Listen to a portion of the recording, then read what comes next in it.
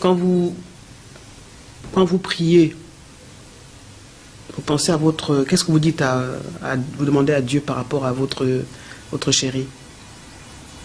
De fortifier notre union, d'ajouter de la miséricorde dans notre union. Parce que sans la miséricorde, aucune femme ne resterait avec aucun homme.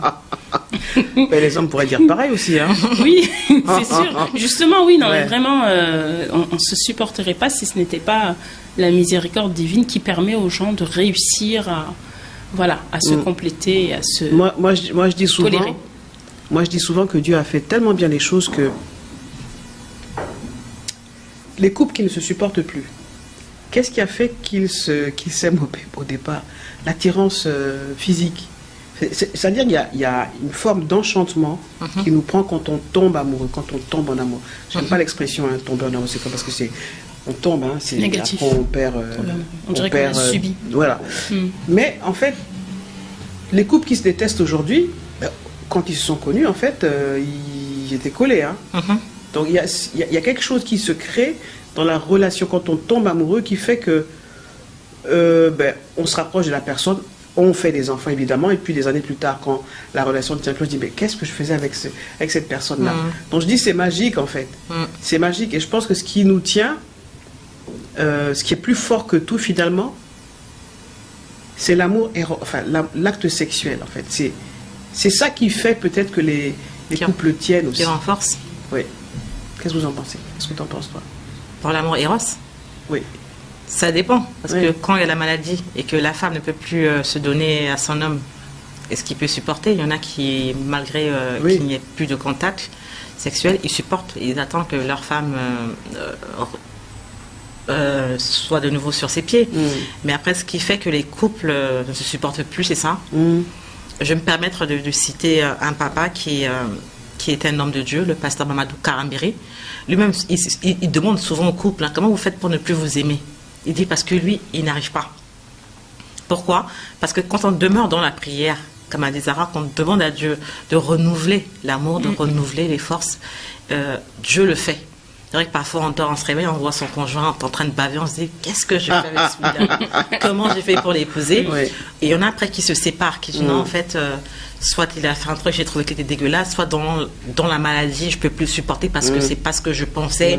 J'ai toujours vu un homme beau, en costard et tout ça, maintenant qu'il est malade, je m'en vais. Je m'en vais. Mais quand une autre le récupère et s'en occupe, vous êtes là pour vous dire oh, j'aurais dû le garder au fait. En fait, vous vous rendez compte que cet homme-là est beaucoup plus grand aujourd'hui, ou bien que vous, en fait, que quand vous l'avez perdu. Et je me dis que quand on demande à Dieu, par exemple, si on doit se réveiller à la Saint-Valentin et demander à Dieu, c'est de renouveler dans le cœur de notre partenaire son amour. Son amour, quel que soit ce qui va arriver, ce qui pourrait lui arriver. Oui, voilà, on a des couples qui sont à distance, soit pour des raisons professionnelles ou bien différentes raisons, mais qui arrivent à tenir. Et puis, l'homme de là où il est toujours amoureux, la femme aussi. Ouais. Mais quand on habite ensemble, marié ou pas, on doit vraiment se remettre à Dieu. Parce que, pour ne pas dire le dégoût, mais la routine peut arriver à tout moment. Il y a des gens, au bout de 3 mois, ils sont déjà saoulés de se voir. Il y en a qui tiennent 30 ans, on se demande comment ils font. Mais il faut beaucoup de complicité. Il faut savoir que ton partenaire, en fait, il est comme toi, c'est un être humain. Il y en a qui disent, je ne peux pas accepter que mon chéri aille aux toilettes et qui me disent qu'il a mal au ventre, qu'il fait la diarrhée, excusez-moi.